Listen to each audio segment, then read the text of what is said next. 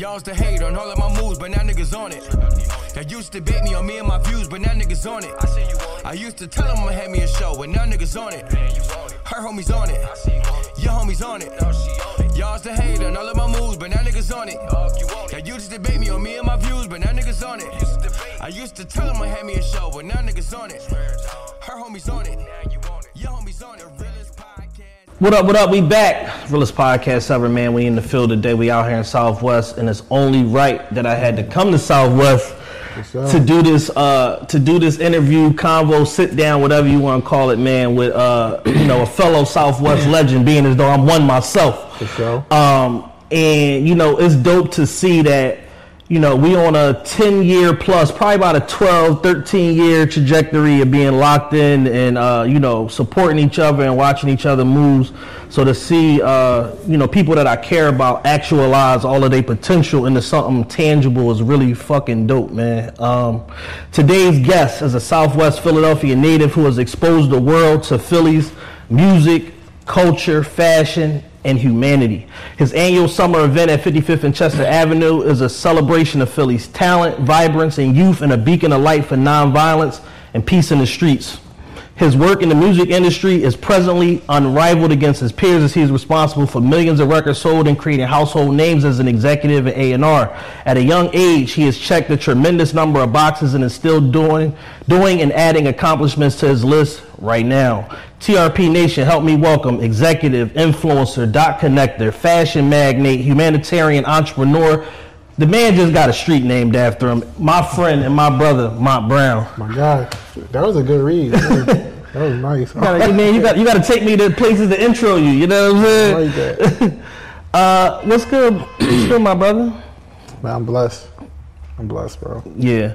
This show's been a long time coming. We were supposed to do this and get together at various points, but sometimes life has its own way of divine timing, and I actually feel like this is the perfect time to fully tell your story, considering all the amazing things that you've been doing. But before we get into your life and the topics and all of that, we really got to discuss something really transformative that happened to you recently. Tell me, how does it feel to have a street named after you, my brother? Oh, glory to God. I think it still ain't hit me yet. Yeah. Like, it still ain't hit me yet. How did that process go, and when did you know that it was actually happening? I always wanted it to happen. Yeah. And I'm just the type, I feel like you just put the work in, and whatever you looking to do, or whatever your goals is, if you put it in the universe, at some point it'll happen. Right. So I knew it would happen. Yeah, just a matter of when, not if, but when. Yeah, I didn't know. I couldn't tell you the day, the time. Yeah, I didn't know. Right. But I'm they gave me the key to the city. I got my own day, hometown hero award. Yeah. This shit ain't far off now. Right. So, you checking boxes. Yeah, I'm just checking it off. And maybe it's been a 2-year process. Right. Because when it first just came about, it was you gotta be deceased and all this. I'm like, so cool. So city hit me back you know what? Nah, we're gonna switch it up. We got you. Let's just figure it out. So the whole past year we just been trying to figure it out. Yeah. We court the right time and day, and that Monday, August 19th is Mont Brown Day in Philadelphia. So right. It was perfect time. Perfect time. Yeah. People who aren't actively following you probably don't know that, getting a street named after you is a culmination of all of this positivity, that you poured into the community for the last decade plus. Talk to me about why community service and being a humanitarian is so important to you, just as a life ethic. You gotta be a servant before you get served. You know what I'm saying? So I was raised by my grandparents. You know what I'm saying? So it's just, you gotta, if you got more than somebody else, or you a little bit more fortunate, why not help out and give it back? Yeah. I was doing a lot of that shit when I was broke. I ain't really, not broke, but I can't really do, but I did. You figured it out, though. Figured it out, you know what I'm saying? Yeah. So I'm just big on just giving, you know what I'm saying? And I'm an Aquarius, and like, I ain't even really big on the signs like that, but I do know like Aquarius, one of our traits is to be a giver. Right. You know what I'm saying? So that's just what it is. I don't got like this big plan and why. Right. It's just on my heart to do it. Yeah. No, the reason why I ask you is because, you know, sometimes people, you know, they set a plan for their life and they like, all right, I want to do, by this age, I want to do this. By this age, I want to do this. In between, I'm going to do this. This going to be my side. Like, they're very intentional about, you know, what they doing. But, you know, for somebody like you, I met you as just being an artist is where I initially met you. But even then, you already had a very inclusive way that you operated just from the artist space of, you know, collaborating, making sure that, you know, you gave Peso equal billing with you as the artist on some like Eric B and Rakim shit. So it's like, you know, I asked just because of, you know, just almost trying to understand like the thought process of, or the why of like, you know, you just do certain stuff, you know what I mean? Yeah, I just believe in God, bro, and I believe in just doing the right thing, even when, you know, ain't nobody looking, just because I know I did something solid. Right, So, and that's enough. Yeah, bro, it's a lot of this stuff I did, ain't nobody see. Right. I done gave shoes off my feet, jackets off my back to people, and I don't need the spotlight or like praise for doing God's work, bro. Yeah. That's what we supposed to do as human beings. So right. It is what it is.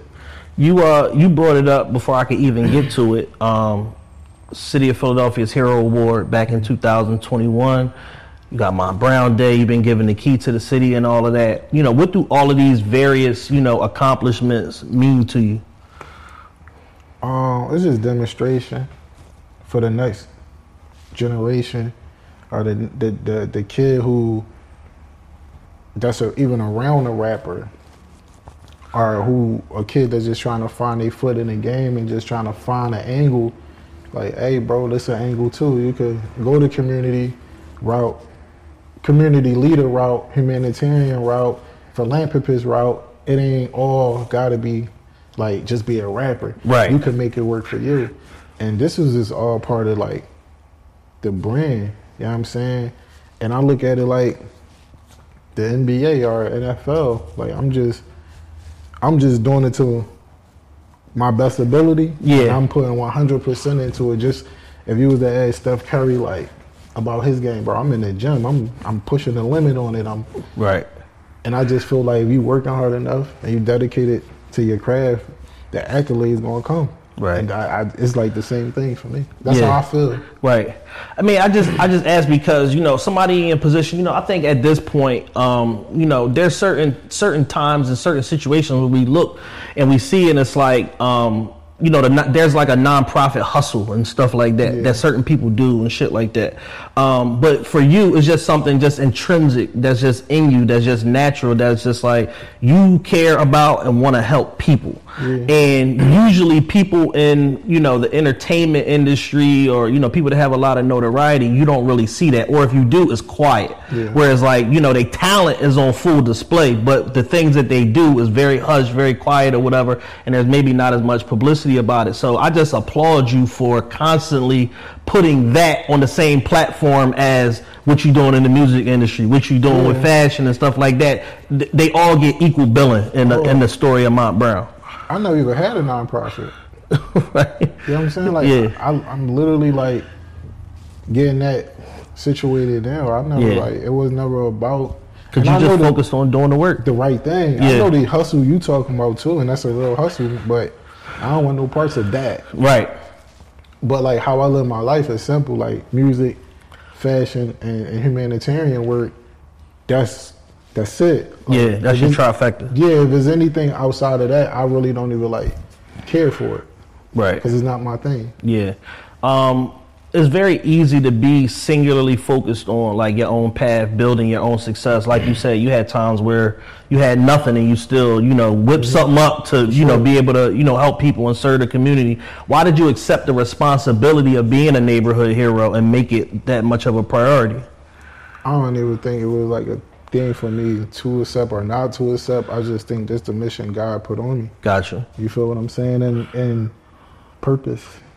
Just knowing your purpose. Like as a child, I knew like I had a purpose. Right. You know what I'm saying? So even growing up in the Southwest, running around, you know, it's wicked out this. It's wicked, yeah. But I knew my purpose. Yeah. I knew it was music. I knew it was fashion. And I always had a heart for just giving. Right. You know what I'm saying? Talk to me about your Southwest experience. You know, I grew up in Southwest. I lived in every part of Southwest you can imagine. 58th in Florence, 55th in Pentridge, 56th in Willows, 61st in Springfield, 66 in Doral, all over, man. What was your Southwest experience like, you know, growing up, and how did that, how much of Southwest is in you as, you know, a person, almost like maybe like things that you don't necessarily recognize that you do, but you're like, oh, that's like the Southwest shit. I mean, it was dope for me. Like, I mean, I feel like it's like any other hood. But I think when it comes to Southwest, like, I feel like we take like fashion a little bit more very serious. Very serious. But I think that stems from back, like, you know, people know my part is Buck from the M. Legendary. You know what I'm saying? So, a lot like my style come from like how the M was dressing. You know what I'm saying? I like the mafia, like, you know, hard bottoms, slacks. Right. You know what I'm saying? Nice. Like, even like jewelry, not too much. Good jewelry. Right. Not a lot. Yeah. Just, the 18 karat gold instead of the 10K and the clean diamond sets, nice. Not overstated. Yeah, just nice. You know what I'm saying? Yeah. And, that's just always just been my thing. And not even like trying. Right. You know what I'm saying? Real. And it's just like everybody in Southwest just got like that thing. Like I told you earlier, like our one thing, like, I've been doing it for so long. Yeah. And I don't think like Al ever got like the recognition. He didn't get a fair shake. Yeah, he didn't. And, you know, to Al's credit, man, Al wanted it, you know, real bad. And he put the work in. He was a studio rat. He wrote songs for other people. Anything that I asked him to do, you know, he did. But I just think almost at a time I felt like he was so frustrated with maybe not having the breakthrough that he stopped right before the breakthrough came for him.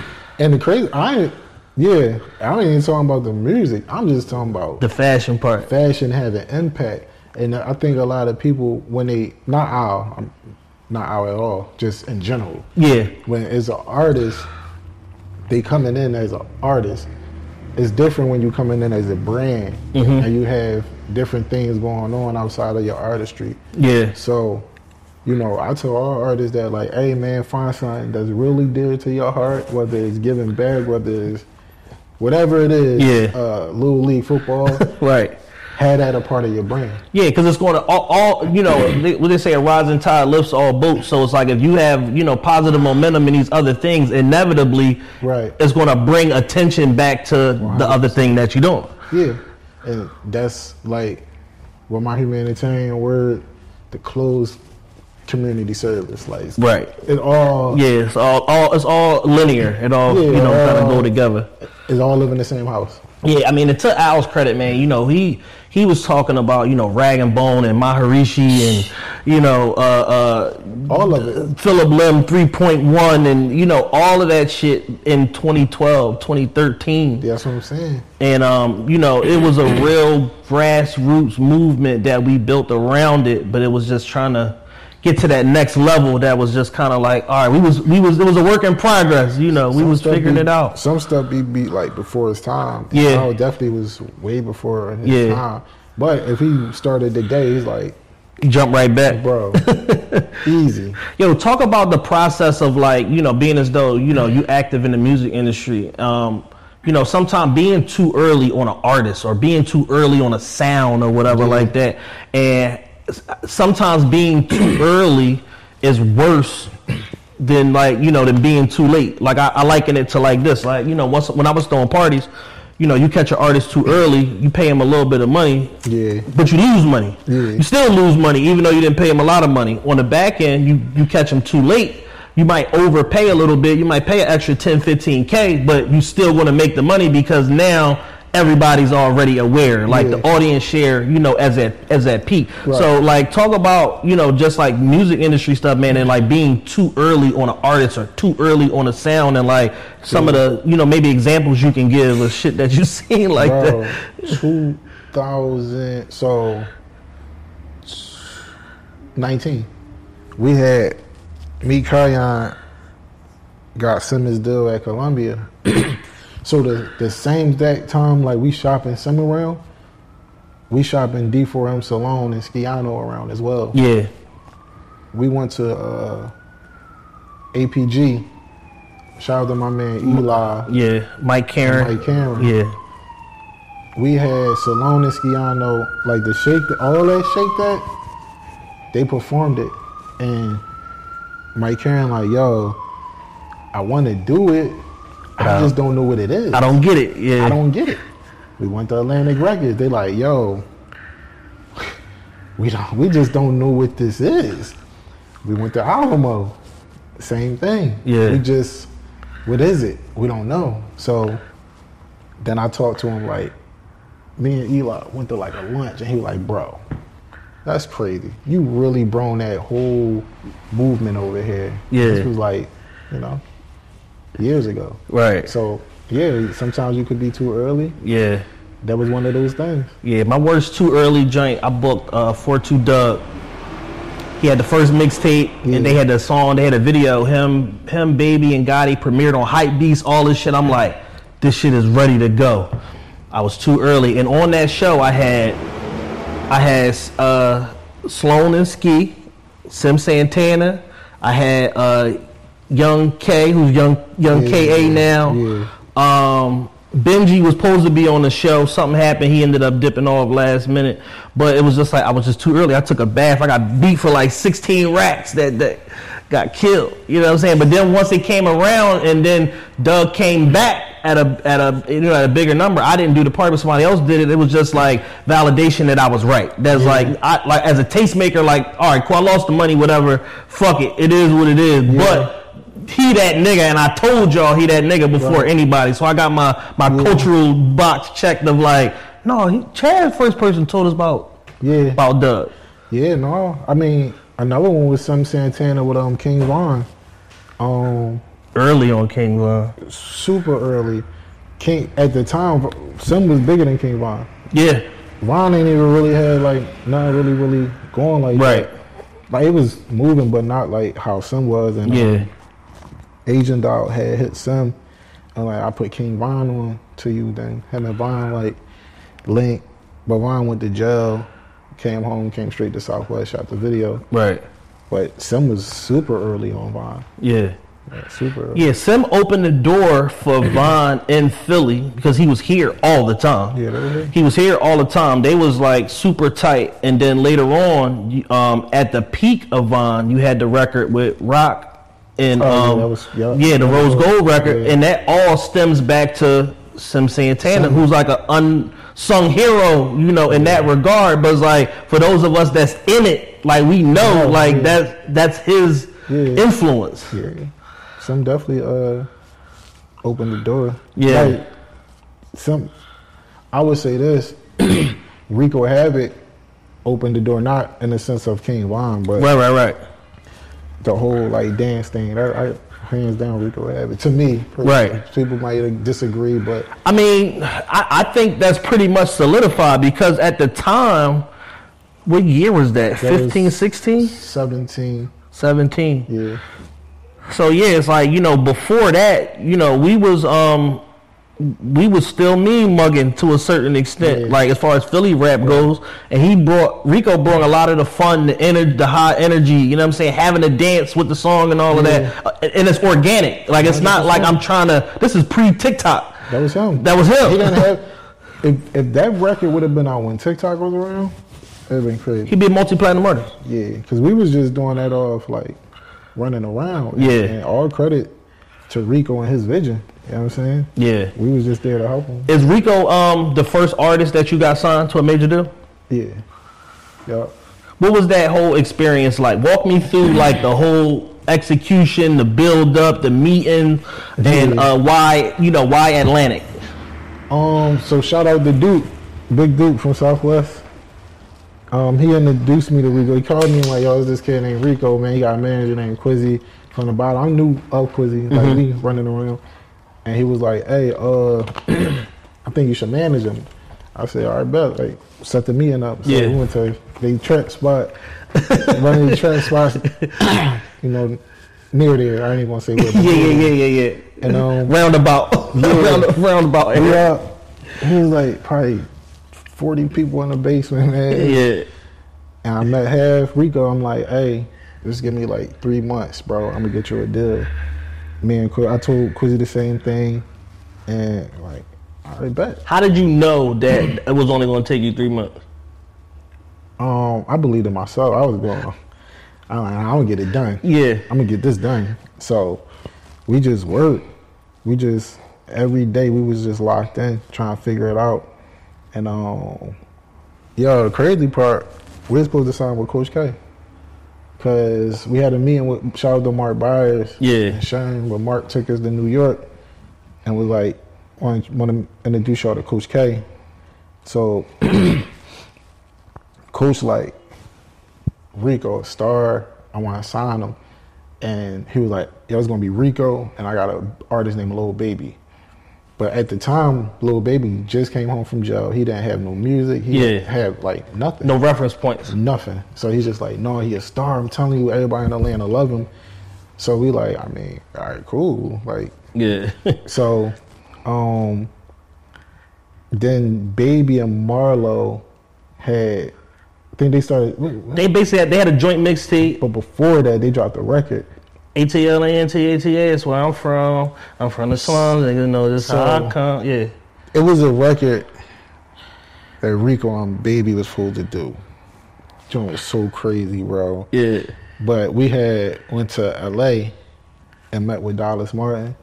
Because of Bonnet. Shout out to Boo Bonnet. Yeah, shout out Bonnet. Bonnet introduced me to Dallas. He introduced us to Dallas, and we just was vibing with Dallas, and not saying like we didn't want to sign with Coach. But I feel like they had Baby, they had Marlo, because it was supposed to be Marlo. I mean, it was supposed to be Baby and Rico, but Marlo started rapping, and that's his man. So I guess I figured, they keep it in the family. But Rico was supposed to be on QC. That's crazy. For real. And at that time, they really only had the Migos, so this was the second wave. Yachty was going crazy. Oh, and Yachty too. Yeah. That Yachty run? Yeah. Was crazy, bro. Yeah.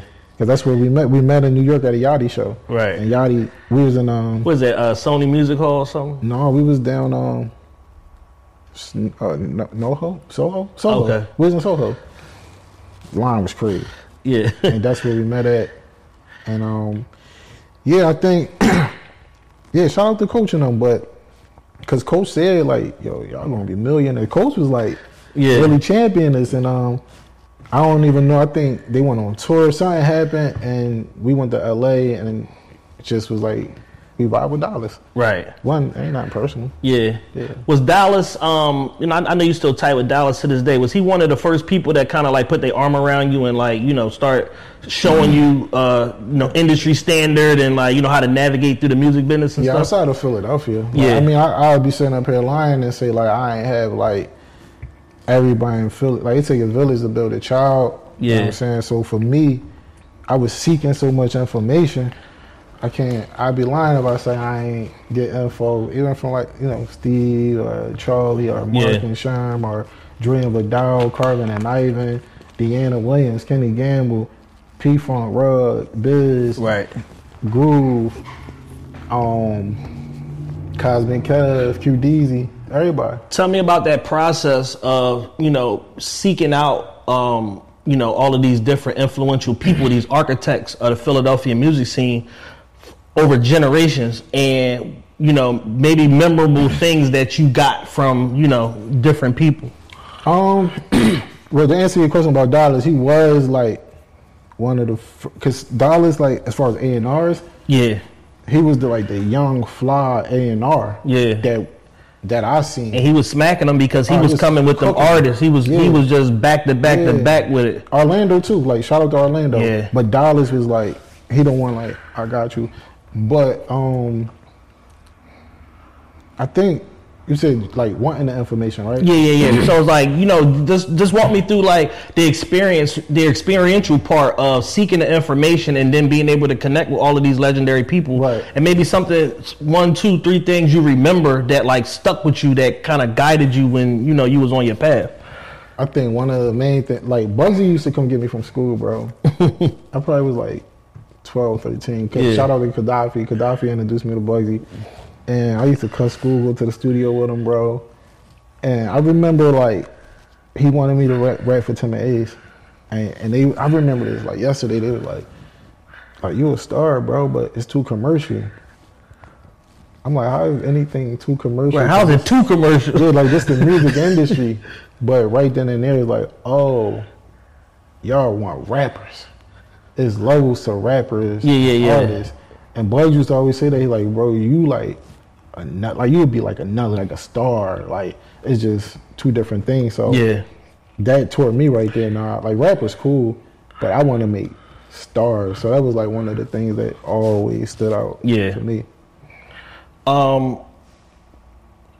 You know, once upon a time, you were an artist. What made you transition from, you know, making music yourself to wanting to be, you know, on the executive and management side, or is it something that just kind of found you? No, I was on tour with Meek, and shout out to Phil. I just seen like how Charlie was running when Charlie at the time was managing the Phil. Yeah, I just learned so much about the music industry, like, you know, endorsement deals and marketing budgets and tour management and attorneys. I'm just learning everything, and I'm like, you went to like music industry school, basically. Yeah.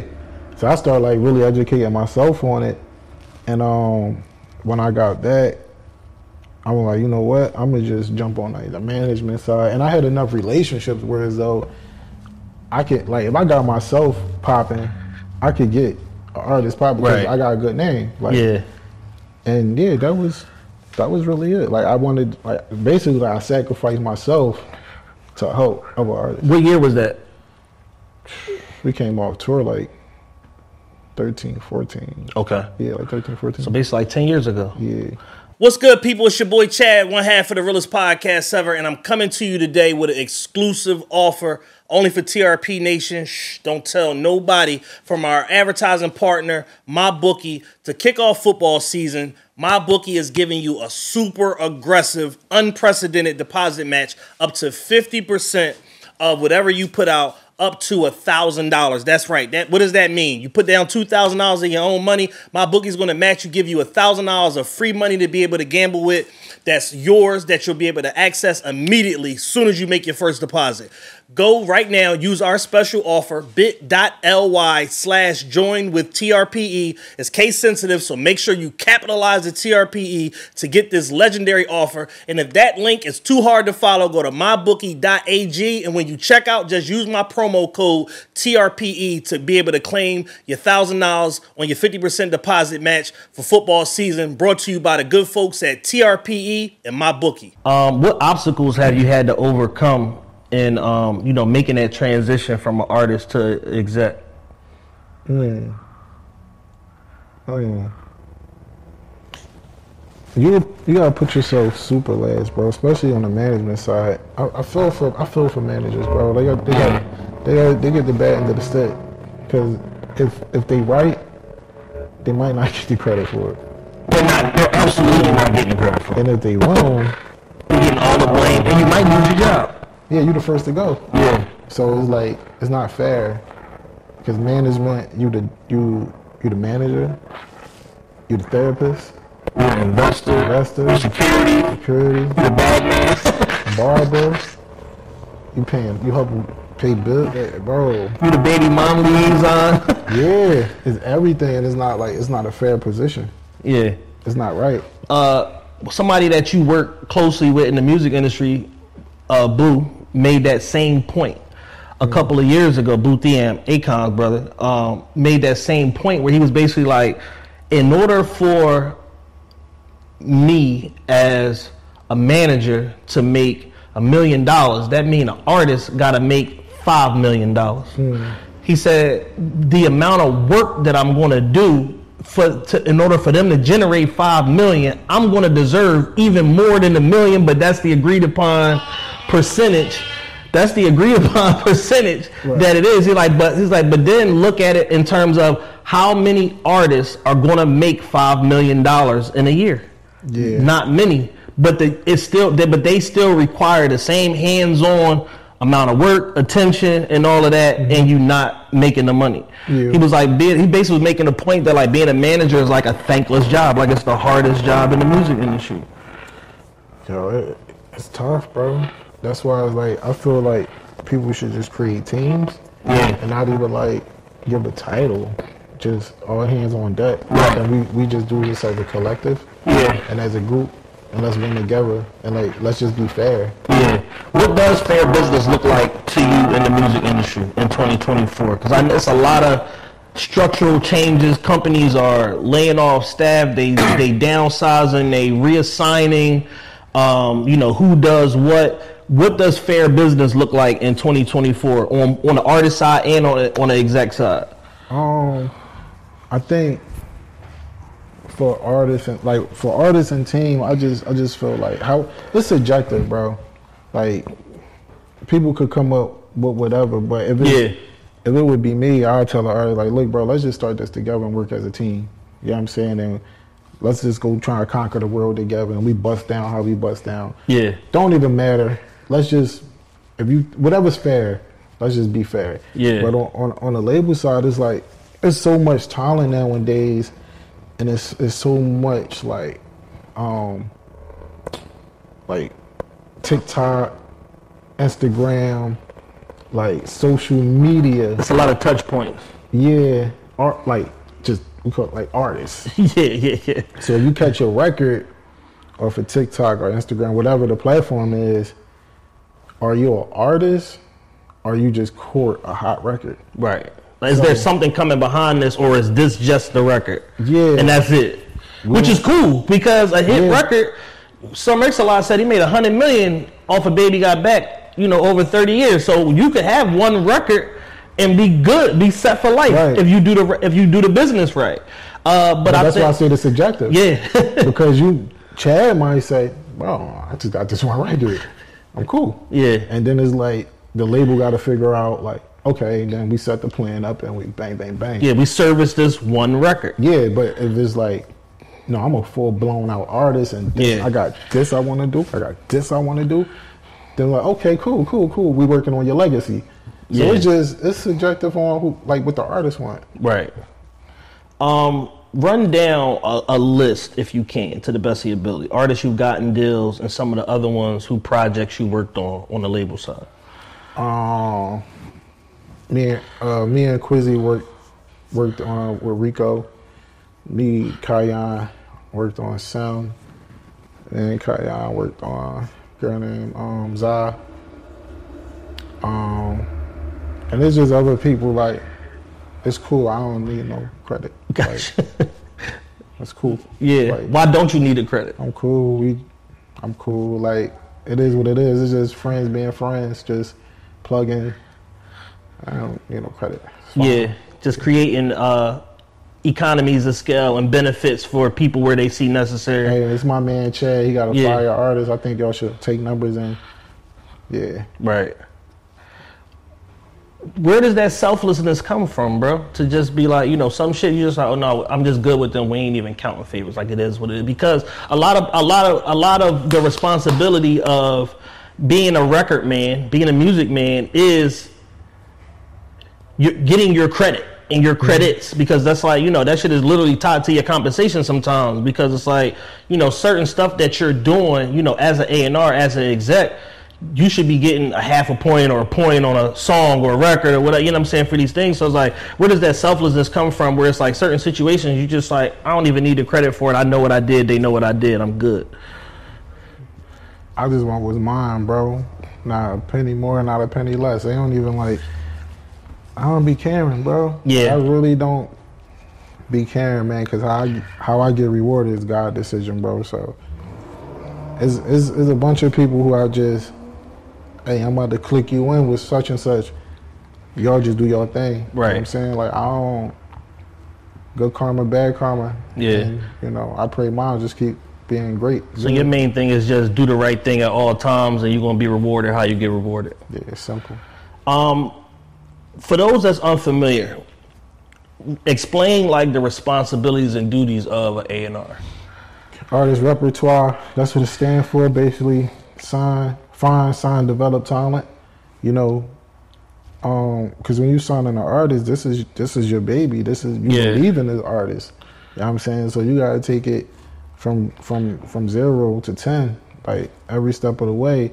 And the role is definitely like A&R, but some artists it become management A&R. Right. You know, because you the liaison between the label and the artist, so the artist gonna put their trust into you. You know what I'm saying? Yeah. But they don't talk to the label all day every day. They talking to you. Right. So you know, and you know, like even like someone like a YG, we got super close. That's Super my brother. tight. Yeah. So end up trips, outings, family stuff, like you know. He's pulled up to Philly for you multiple times for just just things that you doing just to support you, like on a genuine level. Yep, that's my brother, that's my dog. What label are you with now? Columbia Records. With Columbia Records. And what's your day-to-day like for what you're responsible for with Columbia, whether it be like artist load, whether it be any type of admin stuff that you got to delegate, whatever. Like what's your day-to-day like, or is every day different?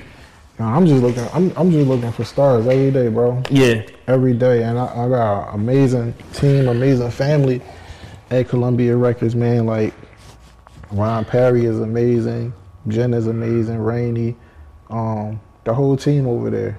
Everybody just like, it's love, bro. It's like a real family. Right. Even like last week, they had we had a meeting and they showed the video, the kickback.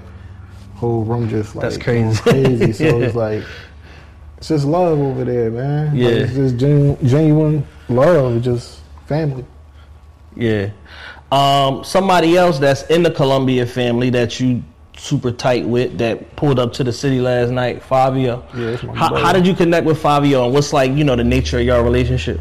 I think it's the same thing, like similar to YG. Yeah.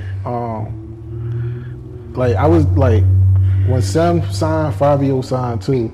So you got a catch from Philly and you got Philly and Brooklyn, and Philly and Brooklyn got like this symbiotic relationship back to like the Rockefeller days. Yeah, with Big. So not to get off that, but it was Brooklyn guys who put me in position. Got you. Nigel Tiley and Sean Holiday, Tubby. Yeah. So let me try to put all this together because it all come back to Columbia. Let me get out your way so you can put it all together. Because it all come back to Columbia. Yeah. So me and Favi, we met. Shout out to Lou because that was his A&R. But shout out and Lou signed Sim. Got it. So Lou signed Sim and he signed Fivio. So as Sim coming up, Favi coming up. So we in the building, they in the building. Yeah. And it just was like a natural thing, and they really fucked with how I dress and all that. So it was like, hey, wait, what's that? I need that. Yeah. So it was just like. My brothers, anytime we in New York, Mom, where you at? Pull up. So we just like that. Right. Not even just with him, Jerry, Bless, Sosa, and T-Dot, he passed away. Yeah. He was the one that was on. That was my dog, bro. Like, he was always hitting like, bro, like, I just want to do the fashion shit with you, bro. Like, so, like, rest in peace to him, because T-Dot, that was my dog. Yeah. So T-Dot brought that energy, man. Unmatched. He'll light the room up, bro. Yeah. It was just, man, it was a video with him and Sam. He just pulled, we was like the Mondrian, he just pulled up, started dancing. It went viral too. I'm like, he just got that energy. Yeah. And Tubby actually got the deal with Fivio and me, so how that went and got it over to Columbia and Lou A&R the project. But we was going to Alamo. So this is how I got to Columbia. Got you. Going to Sim is already at Columbia. Sim is at Columbia. Yeah, we there. I just never met Tubby. Right. I didn't know who Tubby was. Right. We never met because with Columbia, is in LA and is in New York. So at this time we just in New York. So I'm in the Alamo building I literally just walked in, and Nigel, I'm walking in, and Nigel coming this way, and we like sort of bump into each other. And he like, yo, artist? I'm like, nah, I got a meeting with Todd Moskovich. And he like, what you do? I was like, I'm a manager. Then we talking like what you want to do? I'm like, nah, my goal to be an A&R. You know what I'm saying? Like, that's what I'm on. Yeah. So he's like, what artist you got? I'm like, Sim Santana. He's like, oh, he on fire right now. I said, yeah, like, we just worked in Sim. And he was like, you know Tubby? I'm like, nah. He's like, you need to know Tubby.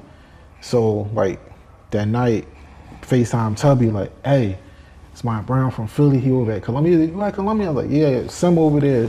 So he's like, okay, bet. When I'm on vacation, I'm going to call you Monday. He called me Monday.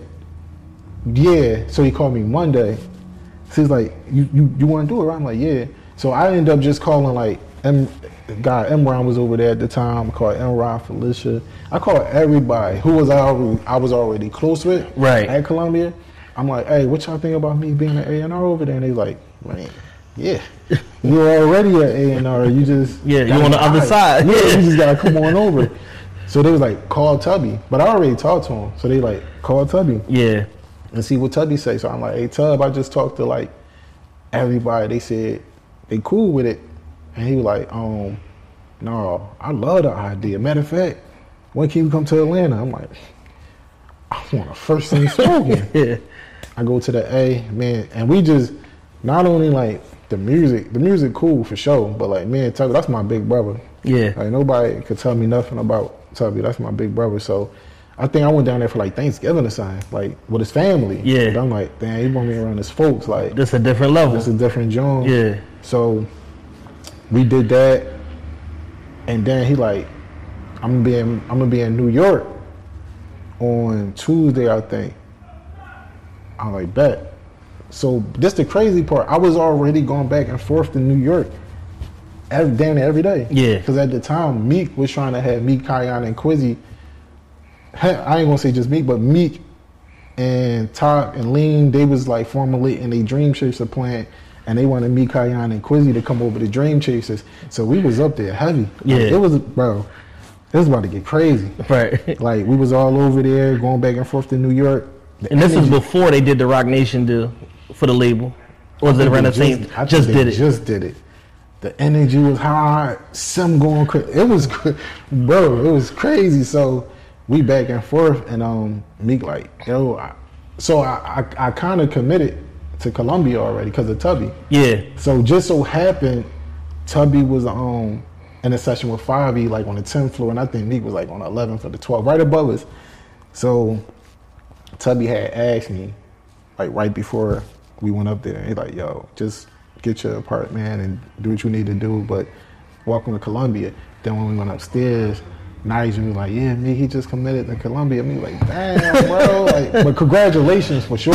Yeah. Congratulations, but it was like, yeah, Meek was definitely like, we was tapped in. Yeah. We were going back and forth up there heavy. Does Meek get the credit that he deserves for, for understanding those cultural reference points and knowing like you, Kayan, and Quizzy is doing something special in the city right now, and understanding like I need to absorb that underneath the umbrella to illuminate the city? Do people give Meek the credit he deserves for trying to really help motherfuckers? I think some will say yeah, then some might say no. Yeah. But for me personally, like, I can't say nothing bad because he wanted me to work over there with him. Yeah. You know what I'm saying? So, and every time we see each other as genuine love. Right. Like, no matter what's going on. I think it's subjective, bro. People gonna say yeah, people gonna say no. But I think we got to still understand he's still an artist. Right. So, people might want him to be a exec or something. It's like, that's a different kind of mindset. Completely different. It's two different things. He's still a talent. Yeah. And he's still doing his one too. So it's like, his way of putting an artist on is give him, and I'm not saying this what he said. I'm just saying this may be his thinking. Yeah. I'm lending you my platform. Right. I'm putting you on in that way. Yeah, he's done that for countless artists. Like a bunch of people. He broke Roddy Ricch just by posting a video with That's my brother. Yeah, like, I was there. Right. Like I was there when Roddy had 2,000 followers. Yeah. Like that's. Yeah, he made that video with the GOAT to Die Young. It was over. It was bidding war. It was over. It was over. But he was already signed. Got you. So this what people don't know. Rico and Roddy signed. We signed like 2 weeks before Roddy. Rico. It was Rico and Roddy. Yeah, and Rico came in through Kiefer. Roddy came in through Kiefer. Right. Because Kiefer and Nip. Right. Like Kiefer dad is Nip was Nip old head, and Kiefer and Nip was like that, and then Dallas, them three. You know what I'm saying? So that's, and shout out to Bird. You know what I'm saying? Bird is Roddy manager and Dombo. Right. So that's how that happened. They like Bird, my brother. We all same trap Atlantic. We was all in there together. We all was struggling together, trying to get to the top. It's real. You know what I'm saying? We all of it. So, like Roddy's last birthday, I was just with him in Miami for his last birthday. Like, it's real family. We done seen Roddy come from 2,000 followers to Diamond, and he was already signed though. That's what people don't. It was between Rock Nation or Atlantic Records, and I'm telling Bird like we banging with dollars, like we rocking with dollars. They like we gonna rock. Yeah. So that's what happened. But Meek was locked up. But Roddy, you know, he was inspired by Meek. Yeah. And I knew when he had Nip chain on and he threw a Dream Chaser chain on. Say he out of here, bro. Yeah. He gone. Right. He out of here. I don't think we've ever seen that where it's like maybe Game and G Unit, but to see like an artist get an East Coast and a West Coast like co-sign at the same time. The rare times we've seen it, it always worked. Yeah. It goes through the roof every time. Yeah. It was Nip and Meek. You know what I'm saying? Yeah. I told him like he told me it was going to happen. Everything that's happening, bro. Yeah. Roddy told me like it was going to happen exactly how it's happening. So like he spoken into existence. Somebody told me once upon a time, I don't know if it's an urban legend or it's the truth, that Rico and Roddy basically got like an album together that's somewhere. No, they had a tape. Yeah. And we was in you know, we family, so it was like a lot of family stuff going on that I will never talk about because we family. Right. But we had linked in Atlanta, and Roddy told him like, look, just drop the tape, bro. Just drop it. And I think Rico just wanted to focus on what Rico was doing. Got it. And you know, you ain't wrong for that. Yeah. You work on your craft. And that's, you know what I'm saying? It's love. Right. But it definitely was a tape. Can I get a private link? I ain't gonna leak it. I gotta ask for the link. So that shit is like in a vault. Yeah, like I don't know where is that? Like it's around though. Somebody got it, man. If you somebody that got it, DM me. We need to get them files. Dallas or Hawk or somebody that was in the trap house. I mean the Trap Landing studio, but they had a song called Fast Forward. Out of here, bro. Yeah. It was just good to see Rico, you know, just, I ain't gonna say competing, but like sparring, I guess. Yeah, like operating at a high level. Yeah, like, you know, and that's what it is, bro. You want to put yourself in them environments to see if you can hang. That's your hand. Yeah. You know what I'm saying? See if you a real Jedi or not. Yeah, because that's how you gonna know if you him or you her. Right. Like, you know what I'm saying? So that was my whole purpose of moving to LA. Cause it's like, I could do this here all day. I could get 30 easy every night. Right. But let me go out there and see if it's on the same level. Right. Yeah. And it worked and it held up. Yeah. If you had to estimate, why didn't, number one, not why didn't, let me reposition that question. Did Rico get a fair shot at the music industry? Was he supported in the right way that would have positioned him beyond, you know, one or two records? I can't really speak for, like, you had to like ask him. Okay. Because that's subjective. Yeah. I could talk about how I feel. Yeah. so personally, that's my little brother. Our relationship is different. Like that's my little brother. I love Reco. I think at the time, he lost his mom, he lost his pop, he lost his sister. It was just so much going on, bro. And then you committed to a record label and they need certain things done. I don't know how that feel to be 19, 20. And with all that weight on you. Yeah, you just getting out of, he did it like a little time, you just getting out the joint. It just was so much. I don't know what that pressure feel like. You feel me? So only thing I could have done was just been there for him as a big brother and just every step of the way. Like, Reco, my little brother, bro, like, he been through a lot. And stuff happened. Yeah. And I can't say, like, he didn't get a fair shot. He got his shot. Yeah. But, like, however things supposed to work out, that's how God wanted to work out anyway. Yeah. Like, you look at it now, he doing this thing right now. Right. You know what I'm saying? So, it's just all about growth and just learning and going through your process and your journey. You know what I'm saying? Like, I just talked to him the other day. Like, he ain't like he mad about nothing. That was just your journey. Right. You know what I'm saying? You got a song that's going crazy right now. Right. So, it's just, you know, subjective on who you talking to. Yeah, shout out to Reco, man. That's my brother. I love him. At a time where it was nothing, you know, going on in Southwest, he and you together and Quizzy made a big ass moment for Southwest that's never going to be forgotten. Yeah, well, yeah, me and Reco being from Southwest for sure, it was special, bro. Like, we traveled the world together, bro. We probably done been like 40 states together. Yeah. Like, just me and him. And, like, it was times we on the road and people don't be knowing, like, being on the road, you could lose your life on that road. Real rap. So when we on that road, me and him, bro, we back to back. It's just me and you, bro. Like, because we on a tour with other artists. They don't care about us for real. They ain't from where we from. Right. We got to get back home. We got to get back to Southwest. Yeah. So, me and Hav, it's a story I'll tell you off camera, but stuff kind of went left. Yeah. Reco was rocking. How important is that situational awareness, man, when you going around into unfamiliar places, and when you're a new artist starting off, you doing small venues, like the people could literally reach out and touch you, shit like that. Like how treacherous is that road, and how important is it to just be super on point everywhere you at?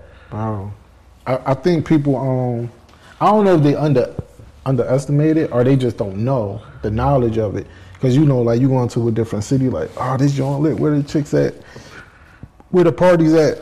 Looking for chicks in some other nigga city to get you killed. Bro, that's what I'm saying. Because like, who you is to come here and trying to fuck our bitches? Like, especially if it's like gangster rap, drill music to the highest. Yeah. It's gangsters there too, and they gonna touch your hand. Yeah. So a lot of these cities, I'm already like tapped in. So that's just like, hey, bro, I'm in your city. What we on? Do dinner, like. But they make it like a bad thing. Right. Checking in. It's like, no, like, ain't nobody checking nobody. But if I got family, why wouldn't you? That don't even make sense. Yeah. Like, if I go to New York, yo, Five, I'm pulling up. Five, he pull up on me. All right. I'm at LA. YG, him, my man Marlo, Dirk, like, it's just, you know what I'm saying? Like, it's family. So I would just say be connected. You know what I'm saying? Or even if you're not connected with nobody, you don't gotta be just do your 1, 2, get your food, go back to your hotel. Yeah. Get back on the road. Right. You don't have to be in the mix. Yeah. You don't have to do that. Does being in the mix jam niggas up more than anything that's like in the music industry? I would say so. You're putting yourself out there. Yeah, exposing yourself. Because now you're putting yourself around environments and people who don't have half what you got. Yeah. And it's like, who knows how those conversations gonna go? Because you could be my man, but what about your homies? Yeah. Like what about your man's? That's like, oh, that's a dinner plate. And then there's certain places that you go where part of their industry is robbing rappers. That's how they sustain themselves, or robbing tourists, whatever the case it may be. Yeah. And that shit is real treacherous, man. Juvenile said it best on 400 Degrees. You far away from home. You an alien. Bro, that's what I'm saying.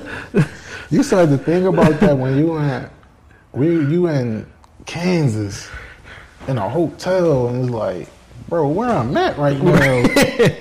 You in the flyover state, and it's gangsters everywhere. I don't care where you go. And it would suck to because a lot of people be green to just certain experiences and moving around and and a lot of times being overly parochial, meaning like overly repping where you from and being about where you from. You don't understand that the same shit that go on in Southwest, the same shit that go on in Brooklyn, the same shit that go on in fucking West Side Jacksonville, that shit goes on everywhere. It's danger and it's gangster shit happening in all these places, and how unexposed you are can be the difference if you trending online for some bullshit or something positive.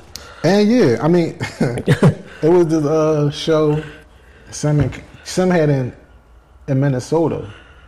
So it's a lot of real niggas in Minnesota, man. We don't know. It's a lot of real niggas in Minnesota, dog. Snacks live in Minnesota. Fat Snacks live in Minnesota. Yeah. They used to.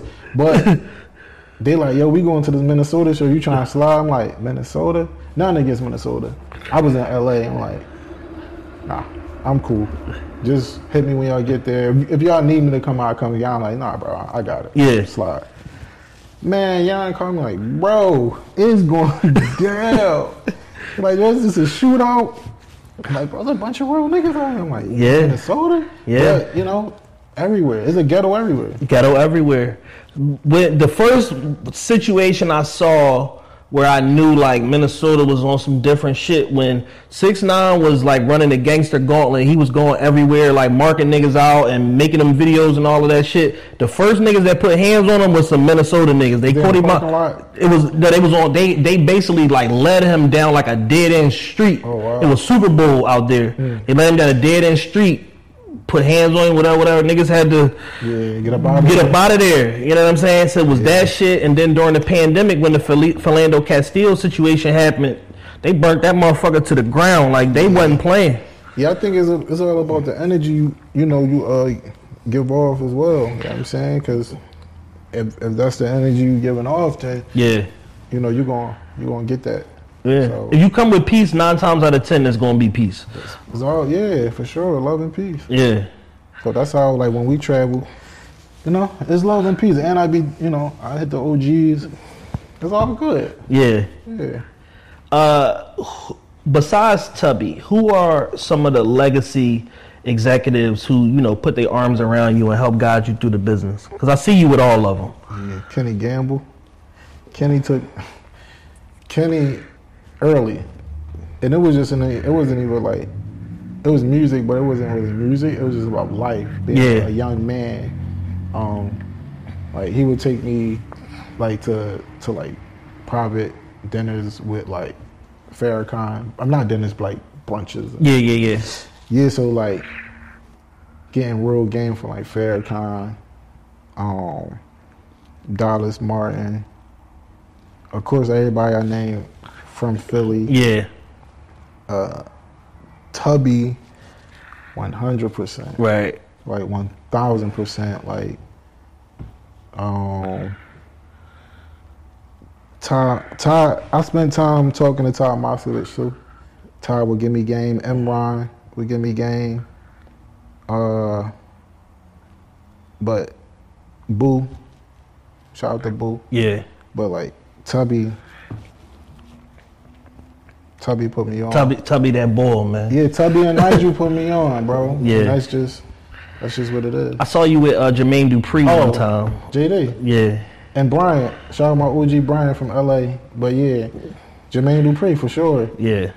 I knew I was forgetting someone. Yeah, JD. JD is like a super computer when it comes to like music. He know everything. He can do everything. Yeah, he a visionary. He a visionary. He plays, play instruments, can program the boards, engineer, like write 30 hit records, like all of that shit. What type of game do you get from JD?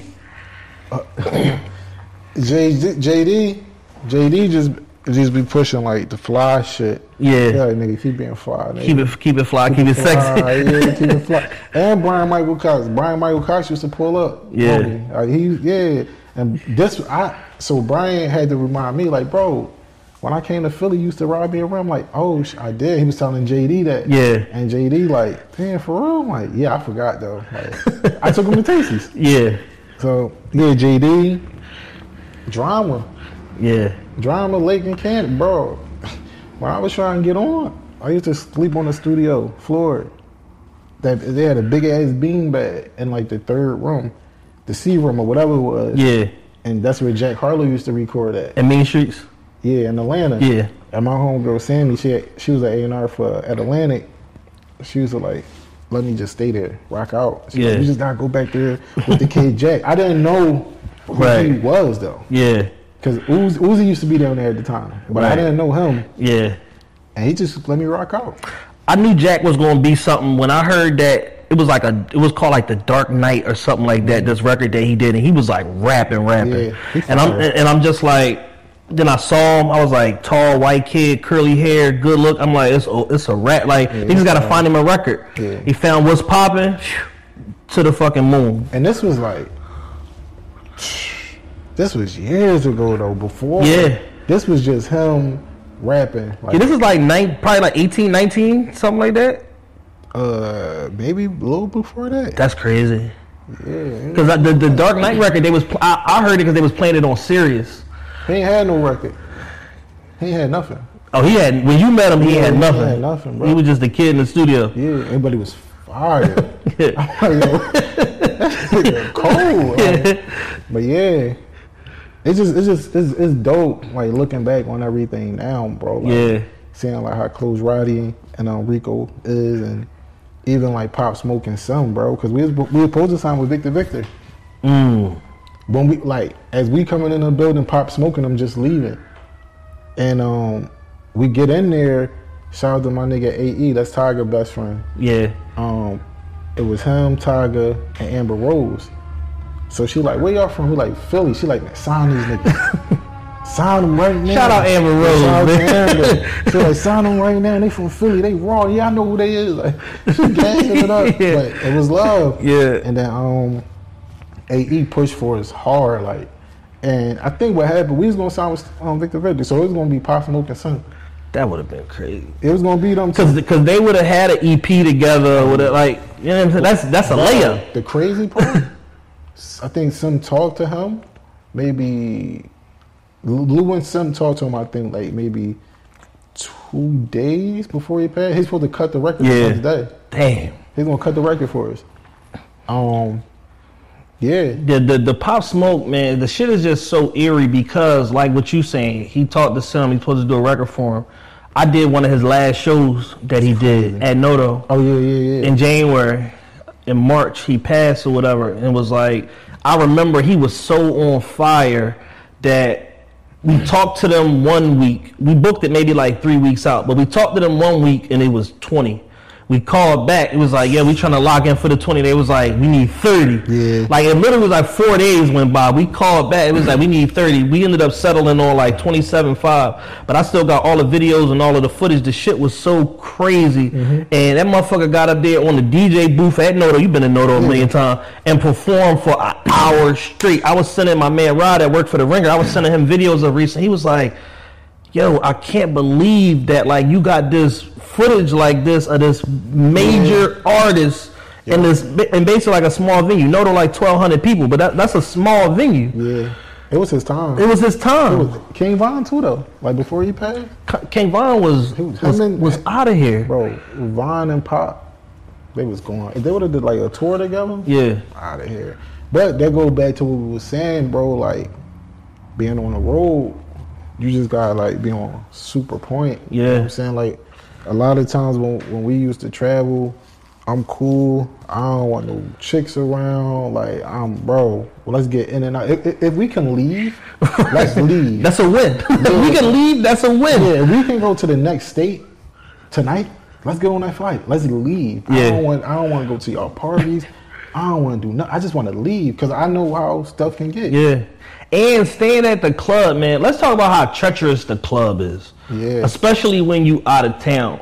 We saw that. I think the first thing where the world saw how treacherous the club was, Jay-Z had did like a real life. This is when Jay was gearing up to put out the Dynasty album. And he was in that club, and that nigga was trying to like grab him or something like that, and Beans jumped over the joint and beat the nigga. The club is so wicked as far as artists, but it's like it's such a part of the grind when you coming up, man. How do you like avoid the them club pitfalls and having a solid entrance and exit strategy, knowing when to leave and all of that shit, and not just sticking around too long to where the bullshit kick off? Yeah, me, Kion, and Quizzy, man, we had it packed to the science, bro. One of us is getting there an hour before. Yeah. We send them pictures of the doors, the bathrooms, every exit and entry. We was on it, bro. We not playing, like we moving. Everybody hand on shirt, how we going in and out this song. The entourage, y'all get in front of us, bro. Y'all go to the car. Yeah. We gonna move through. Yeah, we just knew how to move. And we not leaving 2 a.m. when the club. Fuck no. We out of there, bro. We leaving 1:13. Exactly, 1:12. We out. That's mandatory. Yeah. He can't. We're the back end. We out. Yeah, man. I just seen too many artists just put themselves in weird situations, and not just robberies, just even like just overindulgence, getting too fried, do some bullshit. Somebody film it, send it to TMZ.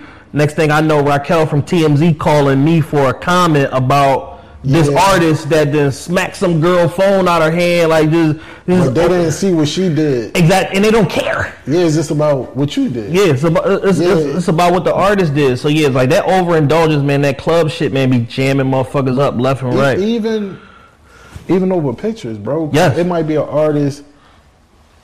Like I just might see you and we take a pic, and it could be like y'all ain't even trying to take the pic. The camera's like, hey, do a pic real quick. But my man might not even rock with you. Like he a rapper too, right? But he might not even really bang with you. So now it's like, damn, you was with the op. Nah, bro, it wasn't even like that. Yeah, y'all making it a thing. Yo, it's weird. Yeah, it's definitely weird, man. If you had to split it into percentages, real and fake, how real is the music industry? How fake can it be? It's entertainment, bro. I think it should be just because it's the entertainment business. Yeah, it's the music business. I think a better question I could ask you. Fuck that question. A better question I ask you: how do you separate the genuine relationships from the surface level shit that's only entertainment? You feel it, you see it. YG coming to my block, genuine. Fivio coming to my block, genuine. A lot of these, like, I don't know where a lot of these artists be from. You know what I'm saying? And I don't know how they was raised. Love is love. When you feel it, you know what it is. We from the city. You know how to read bullshit, man. You know how to read the room. And you know when it's like just straight genuine. Because it's one thing to be like, hey, pull up to the club. That's cool. But it's another thing, be like, hey, pull up to the crib. I'm a little cookout going. We just chop it up, vibe. All right, hey, where you at? Take this ride with me. Chop it up. It's just, you know what I'm saying? You got some artists who just, they playing that game. They playing a certain game. Right. Others like, bro, some people just not playing that game. Right. And I just try to keep it super real and genuine with everybody, bro. Like my homie from LA, Chauncey came out here. He was on a tour with Party. Him and Dallas, his party manager. Yo, we want some food, bro. But that's Chauncey, my man. That's my dog. Like, we came up at the trap together. Bro, come to my grandma's crib. Bring you to my block, bro. I took him to Kingston 11. Oh, we'll sit down and eat in the crib. Right. Genuine. Because I would want somebody to do that for me and my homies. Right. You know what I'm saying? So that's how I be basing it off. And it's subjective because they're not from where we from. Right. So how we carry ourselves and how we will carry others, they might not do that. Yeah. So we might not be on the same calculus, but that don't mean that their intent is malicious on how they operate. Yeah, we don't know. We don't know. Be a bunch of guys that's on backdoor missions. Like we backdoor too many niggas. I can't be going to people's cribs. Yeah, but when it's something like say like a Fivio, I spent real time with Fivio. Yeah, but we done been around the world together as well. Yeah, like me and YG travel, so we know how to move, and there's only like a select few he really move with. Right. So, or even Fivio move, they move different. Fivio moving with 100 people. Fivio, like, it's just, you know. Fivio said he said out of the first, I think 700,000 he said I spent 300,000 on the guys off the rip, like before I did anything for myself. I could believe it. He a good person. Yeah. YG a good person. I've seen these guys clear tabs for the whole room. Like what that bill coming to 60 ball. Cool. Right. I seen it with my own eyes. I'm saying these guys is good guys. 100%. Last person I want to ask you about some music, and then I want to talk about some fashion shit. Saw you with Pusha T. Pusha T. In Virginia. Push. In the studio. That was shocking to me because I don't know Push. I know people that know him. Me and Young Money Yawn is real tight. You know, I've met Lava. I met, you know, and know other people that was around when they was formulating Yes Mob and all of that shit. I know he keeps a real tight circle of people. So that was a little shocking to me to see you. How did you link with Push? Shout out to Push, because Push is definitely one of my mentors. Like Push, Dre the Mayor from DC, that's my brother too. Wayno called me one day. This is the same, because at the time when I was like, I committed to Columbia, a lot of people was hitting me for the A&R position. Yeah. So Wayne would hit me with like, hey, Push starting a label. He need a dope ass A&R. I'm like, bro, I just signed on to Columbia. And what happened was... This when he was starting Airwave? Yup. And I signed an artist named Young Chris from the DMV. Mm-hmm. So I'm like... You was everywhere with him. Oh, yeah. Bro, he was everywhere with him. Bro. Every 300 to 1,000 cap venue in the country, y'all was there. Going crazy. He was headlining sometimes. He was midlining. He was opening, like, whatever it took. Y'all put that road work in, for sure. We crazy, bro. But Push, I hit Push, because it was like, when Wayno hit me about it, I'm like, damn, that's dope, Wayno. But Wayno too, bro. Wayno championed me since day one. Yeah. He always championed me. Be like, bro, I'm telling you him, bro, you going. So he introduced me to Push, and then I couldn't do it because I was committed to Columbia, but we just stayed tied in. And then when Young Chris needed a manager, hey Push, hey Dre, I got this kid from Virginia, and I linked them. And then from there, it just always been, family. So that's my dog. Via your Instagram, you do a great job of like chronicling your life in real time. Like, what you doing, who you with, where you going, what's important to you. That's how it come off? Yeah. It's almost like documentary a little bit. It's me, so I don't know. Yeah. You know what I'm saying? Like, I don't know how people view. Bro, because the last two interviews I just did, they was like, yo, bro, like, I be going to your page for inspiration. I'm like, you go to my page for inspiration. Then the stylists, then they had me think. So stylists, they be hitting me like, yo, I got an NBA player, NFL player. Where did you get this from? I'm like, what you talking about? So it's like, damn, it's just like, damn. So people really be tapped in. Yeah, for sure. No, it's the same thing like when I said to Spada, we was having a different, talking about a different thing, but it's more so like when you end something and it's your lived experience, it's different than being like on the outside looking in, you know what I mean? But it's like, no, I think you're very intentional with, the quality of the images you post, the there's almost like a narrative, like a story that you telling, you know what I'm saying, with the stuff that you put up. Yeah. And I think that people could get a good feel, like, just off the rip. Even if people don't know nothing about you, motherfucker from Alaska, they come across Mont Brown page for whatever reason, they're going to be able to look at your page and know you're somebody of influence, you're in the music industry, and that, you're well respected because of the quality of the people that's present on your page with you. Mm-hmm. You know what I'm saying? And it's like, at this point in 2024, it's no social media faking. Like, you can't tag a motherfucker and be fraud.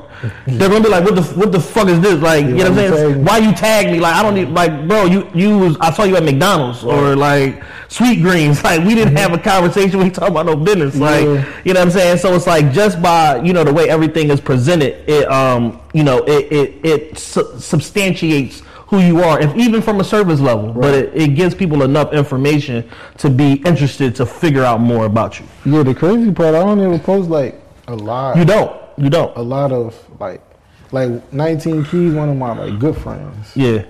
Bro, if I post what we be just talking about, bro, it should go viral. Yeah. Or like even like YG or like with Fivio just lost a bunch of weight.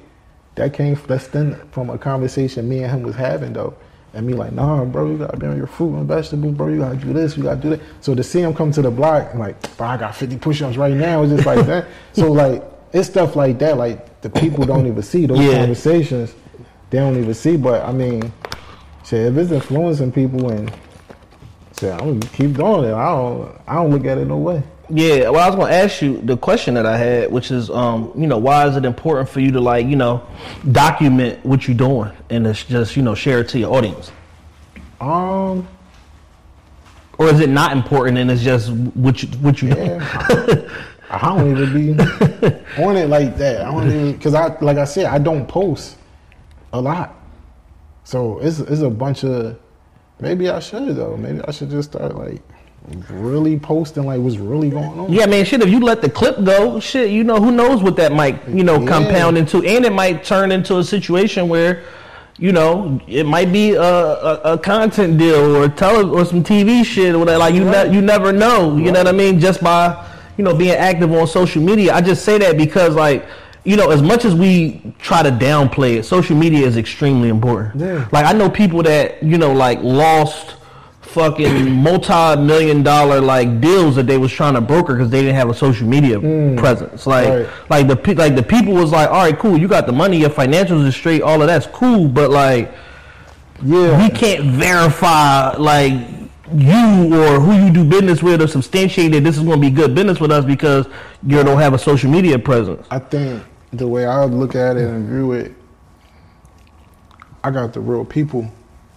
So I feel like when you got the real people, everything else gonna fall in line. Like, I'm paying the real story.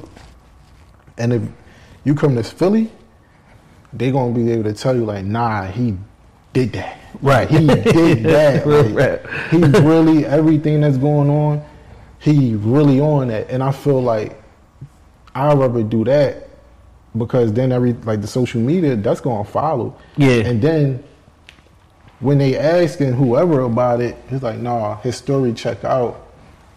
It's like with Nip, right? Social media wasn't like following Nip at all. It wasn't like Nip was the first person that really showed me people like Nip, Currency, and Wiz Khalifa, kind of almost like as a triumvirate, where it's like they're the following and the impact rather outperforms the following. Right. But they had tangible hard ticket sales, merchandise sales, culture, like cultural, you know, reference points or whatever that all point back to them individually and sometimes as, you know, a group because they've all collaborated, you know, with one another and stuff like that. But they like represent almost like that transitional era where we went from analog to fully digital, and we lost a lot of the ethic and the work ethic of that analog era where people overly rely on social media to do shit instead of the grassroots and the touch points of doing the work. I'm in that sweet space. Yeah. Right there. And God forbid I get to see it all the way through. So that's where I'm at with I want to be authentic. I wanted to be real. I don't need validation from nobody on social media because you come to my city, it is what it is. Right. You know what I'm saying? I'm blessed, I'm fortunate. You know what I'm saying? So, yeah, like, it's a journey. I guess, everybody got their journey because everybody got social media. It's just like, this is my real life. Right. this thing. Yeah, some people are curating and some people are just living and documenting it. And that's why I'm very particular about certain words that I use when I talk to people, because words have meaning, one, and a representative, number two. So it's like I look at your social media and, you know, past you being my friend, past you being my bro, you're just documenting what you're doing. Yeah. And because I know you and I can call you on the phone, this is your regular life. You're not doing nothing different than what you was doing, you know, when you was, you know, Mont Brown the artist. Now it's just not. It's not you at a video shoot. It's you taking meetings, or you know, you talking to, you know, chopping it up with JD or Push or whatever. It's just a organic thing that you need documentation of it. For, you know, the social currency and the cultural currency aspect of it, to let people know, like, nah, I'm really doing this. Like, I mean, it is like, if you know me and you seen the grind, that's why one thing I noticed that stuck out when everybody was like, you know, congratulations on the block renaming, is like, well deserved. Yeah. Because they saw the work. The body of work. Yeah. So it's like, and I feel like that's why Nip was so respected. That's why people respect the whole, you know what I'm saying? DMX, because we seen it. Yeah. So a lot of these artists that's coming out, it's just like one song off TikTok. Yeah. And it's just like, wow, you just got one song off TikTok. Like, what's the story? How did we get here? Right. Even if you filming yourself in your bedroom, recording that thing you're doing, like, it just be no content to back up whatever this is. Yes, yeah. And that's part of the problem of social media, and the drawback of it is most people just showing a highlight reel. They're not showing you no real experience, or, you know, talking about the struggle or documenting the struggle in no sort of way, which is like why somebody like Russ, who people, you know, may not be familiar with, can go to Norway and sell 20,000 tickets, can go to LA and headline the fucking Staples Center, and go to New York and play the Barclays Center, where you don't know none of his songs, but he documented his journey in real time, gave you the wins, the losses, the hardships, the failures. He talk about his business, he transparent, all of that shit. So the people that's following him for him are like, oh yeah, this our guy, we champion him because he's one of the few artists telling 360 degrees of the story. He's not just manicuring this shit to just talk about the wins. It's like, no, I document the fucking, you know, the tough times too, the drawbacks, you know. And he was, you know, once upon a time in the Columbia system. Yeah, he was. You know what I'm saying? And did a partnership over there, went back indie, and he's like, yo, I'm having, you know, more success than ever. I think Meek great at doing that. Yeah. You know, whether you get ridiculed or not for it, you sharing your story, you sharing your experiences, and we've seen it. Yeah. We seen the braids. We seen his whole thing, and it's like, you know, but that's what made him stand out. Right. And I think the more vulnerable you are, you know, as people going to attach themselves to you and your story. Yeah. You know, because somebody could relate to it. Right. So like everything I got going on, everybody could relate because everybody's seen it. Right. So even if you 14, you 12, you're from my blood, from my hood. I seen them. Yeah, I could do it too. Right. So. Speaking of Meek, what do you think that Meek is missing right now from being able to make like a full comeback to the top of the game or where he was? Is it that like he's just gotten so successful doing other shit that maybe it's not a focus, or is it like a certain sound, a certain feature? Like, what is Meek missing from being able to, you know, recapture everybody's attention for doing music? Because he's bar none one of the best rappers alive. That's not even up for debate, I don't think. But it seems to be a disconnect between him and like the people that's consuming music right now. I don't know. I mean, me personally, like, I feel like that 5 a.m. joint crazy. Yeah. Like, you know, but Meek may be like, see, I'm not with him every day, so like I don't know his mindset and what he doing, but Meek papered up. So yeah, you know, he probably feel like Meek hit on a lot of shit that I think people just don't understand that like he's a part of. Like he's a part owner of Fanatics. He's a part owner of Metro.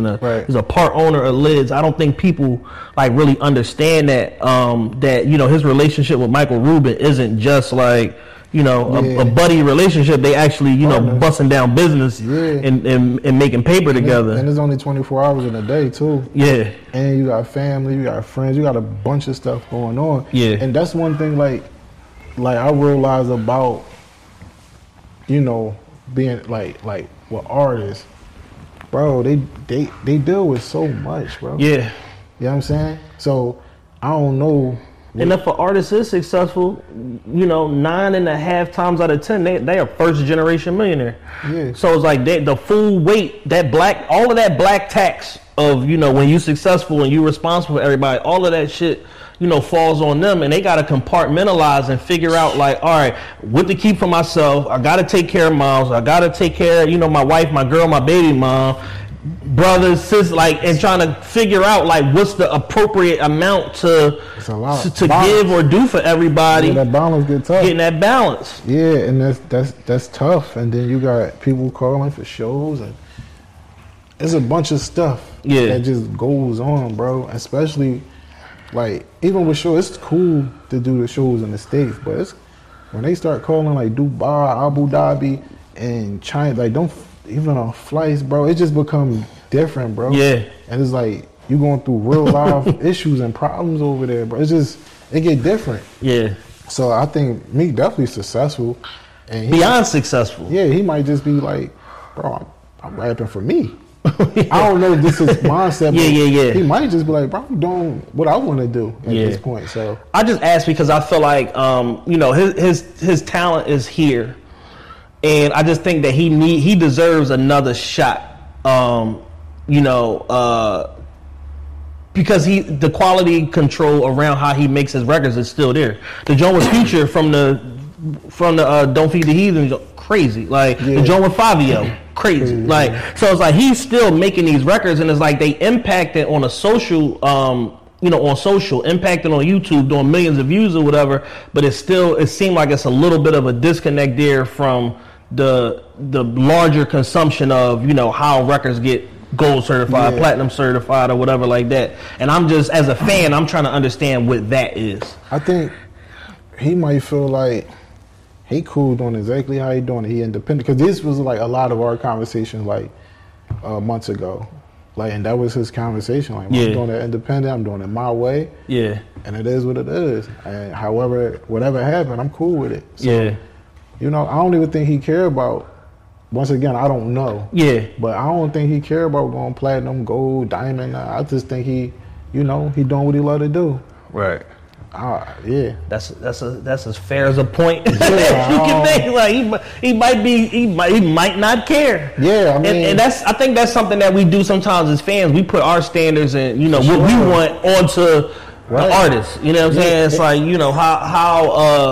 how come this? How come that? I want to see this, whatever. But it's like, all right, if he got 10 million fans, Meek got 20 million something Instagram followers. How many different opinions is giving him a different what they want from him? You know what I mean? So therefore, you only can really do it for you. Not saying just do it for you. But you the one. Yeah, you the one. So I got to deal with all this. So let me just do what feel good to me, and let me put my art out there. And whether who says what, it don't even matter. Exactly. But what we can't never take away, he's still performing his first record, bro. For sure. Hey, you put that joint on right now, it's like it's going shake shit up. I mean, he had 10, 20 summers in this joint, bro. Yeah. So look, salute to my salute guy, to Meek, man. Yeah, salute to the whole. Salute to Meek. I think the last couple of things I want to talk to you about is, is fashion and what you're doing with fashion. And then we could talk about the future, and I'm going to let you get up out of here. Like you said, man, you got stylists and ball players and all types of people, getting, fashion inspo from your page and stuff like that. And the way that you do what you do and put your fits together. Very individualistic, unique sense of style, which is basically the basis of fashion. Like at some point we turned into drones and everybody started wearing the same shit, but fashion has always been an expression and been about showing your thought processes and expressing yourself and stuff like that via clothing. Where does your passion from fashion come from? And that's the question. Where does your passion for fashion and styling come from? My whole family, like everybody, used to get dressed. Like my mom, my grandma, my cousins, my pop. Shit, we come from that era where you just had to be fly. Yeah. That's like Moschino, Iceberg, Coogee. If you had a Coogee, you was king. Yeah. You know, and if you had the Coogee hat with it, you was more than king. lit. So I just come from that era, bro. Yeah. It's like and like I said, I was inspired by like how the OGs used to dress back in the day with the Crocs, slacks. You know what I'm saying? Shirt open a little bit, like right. It was just how they did it. Nice gold chain. Yeah, bro. Like it was nice. Pinky ring era. Cool. Ain't nobody raising their voice. Nothing. Playing shit. Yeah, bro. And then like my grandpa still dressed like that to this day. Yeah. And like, where you going, Grandpa? I ain't going. I'm just going to the store. Yeah. They gonna see me. But you know, just seeing how all them guys gave it up back in the day. You know, like and like the mob movies, like you know, watching like Goodfellas and all that suits on. You know, it's just a different approach. You see somebody with a suit or you know some slacks and hard bottoms on, you get looked at a different way. Absolutely. If it's two guys walking down the street, not to cut you off. Yeah, no, go ahead. If it's two guys walking down the street, one with hard bottoms and slacks on, and then there's a young boy, pants sagging, hat to the back. It's just a different conversation, right? You're gonna have and a different level of esteem. Like, and right or wrong, people are gonna judge you based on your attire. 100%. I just put my own twist on it, and I just don't care. Right. Where does that not care come from? Bro, I don't care what no one got to say or think, bro. That's like crazy for me. That's too much time and energy. Like, what Chad think about this? Like, who made Chad? Not even like right. Like, can't nobody tell? Because if you wake up and you put that fit on to you lit, bro. Who am I? Right. To tell you that ain't it. Yeah. Like, what do that do for anybody? I mean, I just think people, you know, are. There's too many opinions in the world right now in general, not just fashion. Fashion, the internet, like everything. Sports, music, everything. We're inundated with too many opinions because we've exposed people to too much and shown them too much of the other side, where it's like once upon a time you had to seek certain knowledge and now it just finds you. To where now people feel like they experts in certain shit and they have no idea what they talking about because of social media. You couldn't like back in the day, right? When Steve was running around, you can't. Who you gonna tell him you're not fly? Like you not? What you mean? Right. That like you not like, bro. Everybody wasn't thorough. Like that had to be like, you thorough. But now it's like, I don't mean nothing. Anybody could just say. Got free Wi-Fi. I'm at McDonald's. I'm on this fake page. I'm lit. I don't mean nothing. It did before though. Yeah. And that's what I came up in. You had to be thorough. Or you was, who you was. Right. Yeah, for sure. What doors has, being, reputable in fashion open for you? All doors. I feel like I'm respected no matter where I go, bro. Like, we was in Paris. I told this story before, like, YG, like, we was, I forgot what show we was at. Shout out to my man Biggie out there. But YG, like, hey, Usher, this my man Mont Brown. Usher, like, bro, I know who he is, bro. I know exactly who he is. I don't even know why he acting like I don't know who he is. So it's like, but like I said before, like, Meek told me this. They be on our pages. Right. Philly is lit more than we might think. Yeah. It really is. We got a lot of influential people come from our city, bro. Well, my question to them is, why the fuck y'all ain't speaking up? Double tap something, share something. Oh yeah, they're not gonna do that. Double tap something, share, because they trying to absorb the sauce. They trying to steal the sauce. They're not gonna do that, bro. Well, even if you look at it right now, TV wise, we got Meatball on TV. Yeah. We got Tinkerbell. Got Kenta Brunson. Tinkerbella. You got Kenta Brunson on a whole nother wave. Whole nother joint. And it's just like Rocky on TV. Yeah. Like man, on TV and won the competition. That's what I'm saying. It's like we really lit, bro. Yeah. Then let's give it to two rare Lay Banks and them with the like DJ Crazy. Yeah. All Sturdy with the Shake That. They changed the world. Tierra Whack with the Apple commercials and yeah. That's what like we got a lot of influence. Yeah. In this game. We definitely got a ton of global influence, man, but it's like at some point I'm getting old. So at some point I would like to see the credit and the influence balance themselves out a little bit. You doing your part, Kyon doing his part, Rare doing his part, Uzi overly doing his part, Meek overly doing his part. But it's like, we get shut out of certain things because people don't necessarily understand that this thing that you watching is a byproduct of seeds that we planted a certain amount of years ago. Yeah.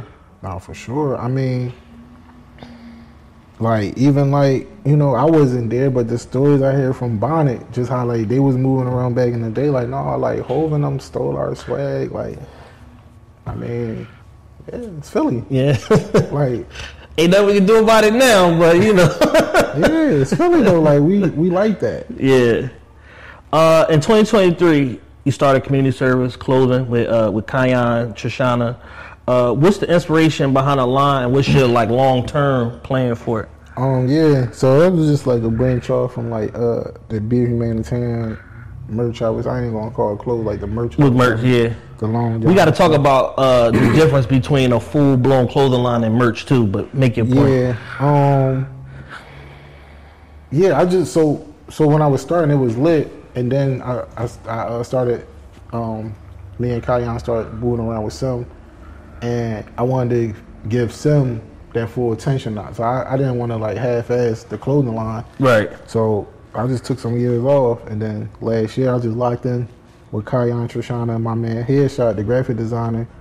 And every day, bro, we was just on it. Yeah. Headshot on the phone, designing shit. Like, them sneaks, bro, that took like a 6 months, 8 months to really get it all the way together. The sneaks is fire too. The whole line, you know what I'm saying? And what's dope about it that I appreciate as a fashion nigga myself is that there's elements of all of y'all in the line. Yeah. Like, you could tell certain shit I'd be like, oh, I know that was mine. You know what I'm saying? Like, oh, we're gonna crop this tee and then with the long sleeve under I'm like, I know that's mine. Like, the joggers, oh, that's Kyon. You know what I'm saying? It's like just certain shit, just knowing y'all, I could just it's a lot of personality to the line that I appreciate. And with Trishana, so I used to like design clothes for Trishana too. She's like, hey, I'm going to this event. You got something for me? And I was just make her something, send it to her. Yeah. I just like making clothes. Yeah. And crazy, I was in Atlanta and Jermaine Dupri, I was with JD and Brian Michael Cox. I told Trishana to pull up. And I'm like, what you doing? She said, I'm trying to start my clothing line back up. I'm like, no, just rock with me. And Kyon, and she like, bet. So that's how. That's crazy. It happened. You know what I'm saying? It wasn't like. Yeah. It was just love and they family, so right. Yeah. No, it's dope. It's dope what y'all doing, man, and just how intentional y'all are with it. Colorways, the drops, like all of that is. I can tell it's very, very well thought out, and that y'all are collectively passionate about it. What lessons have you learned being a brand owner for the last year and some change? And you're gonna take losses, and it's just like. It's not even you taking a loss with money, but it's like the time, bro. Right. You dealing with manufacturers. They might get a color wrong. You got to go back. So I would just say like patience. Just have patience. Yeah. Even like for me, it's quality over quantity. So like even like to be the smallest things, bro. Like I don't like the way like. The shoestring laying on. Can we like change the shoestring? Whatever. I'm the same way. You know what I'm saying? Certain like it be the small stuff that drive me crazy. Me too. Yeah. Because it's like if it's something big, it's like all right, you just fucked up. We just gonna scrap this. But it's like if we get everything right except like this one little thing, now I'm just irked because I can't unsee it. And people went, I don't worry about it. Ain't nobody gonna notice, but the Chad gonna notice. I'm gonna notice. He gonna notice, and then he gonna tell quality buyers. Right. People who really can like take it to the next level, like, nah, that's bullshit, bro. Yeah. Don't buy that. So nah, bro, I'm intentional. We intentional about everything, bro. Yeah. Even like the commercials, the photo shoots, everything. Yeah. Real high class work that y'all doing, man. Back to that other point.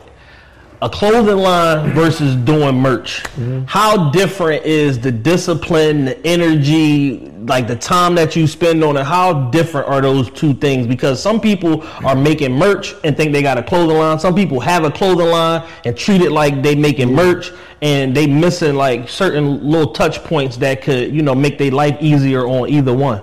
Bro, the merch, it's like t-shirt, hoodies, and you want to do like sweatpants. Right. That's like, all right, you go to Walmart, Target, just buy a hoodie, blank hoodie, get your man a heat press it. Right. And cut the tags out, maybe. And maybe. Maybe. And put your joint up in there, maybe. Kanye kept the gilded tags in. He's still I need a deuce. He hum. That's crazy.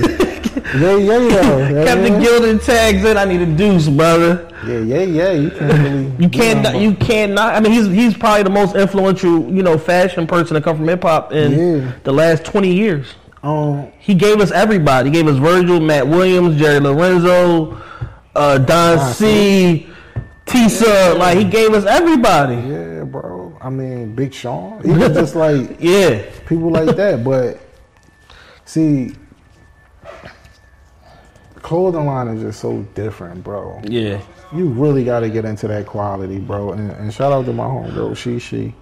When I got to LA, she introduced me to like so many people in the fashion world, just like on a high level. Though. Yeah. Like we talking about like, the scenes ain't right there. You see, like bro, So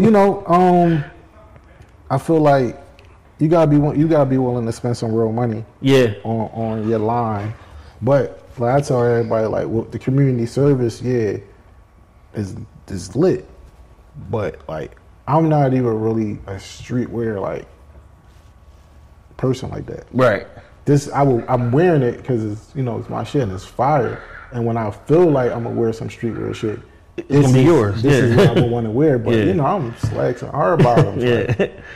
But I think people don't put enough thought and energy and time into their lines. They just they might see somebody on the gram with some like crystal rhinestones on their jeans, like, all right, so can I get them same Jones but just get my name on the back? Like, bro, what? When I saw you at the Ruff, your man Mo had on some crazy the crystal joints, and I was racking my brain for days, like, yo, how did he pull it off, and who the fuck made these joints? Like, I don't know, shout out to my boy he Mo. Smoked them joints, man. Shout out Mo. Boy Mo, man. But it's like, it's just certain shit is like, where it can be streetwear, because it was streetwear, but it's still elevated. Just that small detail took his outfit from having on a hoodie with a tee and these short to it took it to the moon, where it's like that's such a statement piece that it's like you reset the algorithm, like because I'm looking at jean shorts, like it might be some nut shit, but then I see that and I'm like, yo, like, he took it somewhere else. You know what I mean? It's cold. He cold. Yeah, he cold. I think you just gotta like this. It's gotta be you, man. Yeah. Like I don't. It'll be like when me and Mo, like we be going to like Paris and stuff. It just be like I be thinking like myself. I know he do too. But like I want to see what Mo about to put on.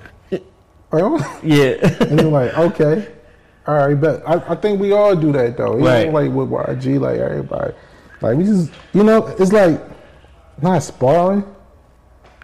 It's just creative expression, and at the end of the day, right? When you really into fashion the way that we are, like you're gonna be inspired, or if not inspired, excited by like, oh damn, you did that. That's, you know what I'm saying? Excited. Yeah, it's like, hey, you did that because like you trying to see where a nigga head at. Pause. Or it's like, yo, no, you put that shit together. And then we traveling together too. Right. So it was like you're only as strong as the weakest link. All we gotta jump out on some shit like damn. Especially when everybody's smoking it, like, oh yeah, this pick gonna be cold. Yeah. But yeah, it'd be fun, bro. Like I ain't gonna lie, like, it should be fun, like moving around, getting dressed, like going to them dinners and award shows and stuff. Like, yeah.